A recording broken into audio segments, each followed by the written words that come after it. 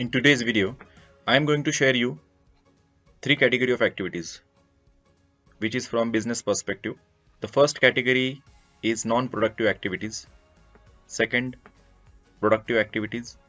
Third, super productive activities. So let's dive in deep.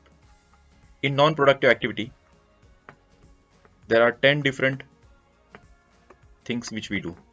The first one is watching frequent TV. Second, checking and replying mails.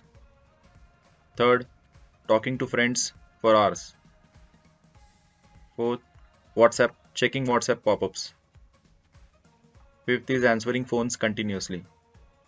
Sixth, checking website stats. Seventh, checking YouTube notifications. Eighth, checking social media feeds. Ninth, not planning your day activities. And the last one, doing repetitive tasks. So all these tasks which we do are non-productive according to me. Now let's see what are productive activities from as I said, from business perspective. So I have categorized 7 things. The first is related to products and services. The first productive activity from your business perspective is doing research on new products and services which you want to introduce in your business. The second one is marketing your products and services. The third one is doing survey of your products and services. Fourth, introducing premium products and services. So by introducing premium products and services, you get a good cash flow. Now let's understand the second, business management, doing effective management of businesses. Second one is doing optimum utilization of finance. Third, introducing digital platforms in your business. Fourth, you are doing a productive activity.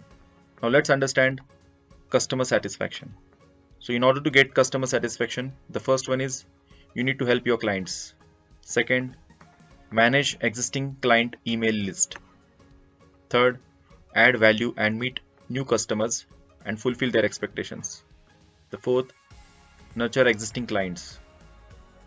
By doing all this, you add value to your existing clients and you help your new clients in getting good customer satisfaction.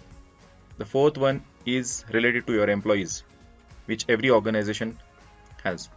The first one is you need to train your employees in order to get good results in your business.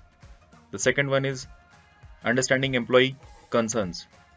Third, working in coordination with employees. Fourth, employee welfare schemes. So you need to introduce employee welfare schemes. The fifth one is boosting employee morale. And the last one, you need to implement incentive schemes for the betterment of employees. Now let's understand fifth productive activity. You need to manage your expenses, your daily routine expenses. Second, there should be an effective measurement and utilization of the expenses which we are doing in your business. Third, tracking business expenses. Fourth, budgeting for your future expenses. Sixth important productive activity, taxation compliances. You need to maintain a strong business account. The second one is taxation compliances, like filing your income tax returns, filing your GST returns, and other employee management compliances. The third one is you need to pay your taxes regularly. So paying regular taxes is also an important productive activity. Fourth one, filing your returns. So all these fall under taxation compliances, which are productive activities. Now let's understand the seventh point. You need to do business review and expansion. By doing so, you understand where your business stands. The first one is periodical review. As I said, periodical review helps you understand business position. Second, you should read your company balance sheets. Reading company balance sheets of current year as well as previous years helps you in understanding the business progress. Third, studying industry stats. By doing this, you understand where your business stands as on date. The fourth one is doing computer analysis. By doing computer analysis, you also get to know the position of your business. Fifth, approaching banks for business loan. By approaching banks, you understand the possibilities of business expansion. The sixth, review of business position. So all these activities fall under productive activities. Now let's understand super productive activities.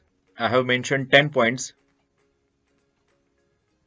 which according to me are super productive activities. The first one is you need to create systems that market your products as well as services. Second, working on daily mindset. Working on daily mindset is just like feeding your mind. Third one, reading daily affirmations. Fourth, looking at your goals daily. Fifth, building own products and services. If you are a manufacturer, you are manufacturing your own products, and if you are a service provider, you should try to build your own services which will help your customers ultimately. Sixth is creating systems that create products. Seventh, speaking and selling through webinars. Now speaking through webinars is a new normal way. The eighth one is building and training people to create systems. You should build team for creating good systems, and in building those systems you should train your people. So this is one of the important aspect of super productive activity. Ninth one is building and training people to market the content. 10th, automating routine activities. By automating routine activities, you are able to focus on your super productive activities. Thank you.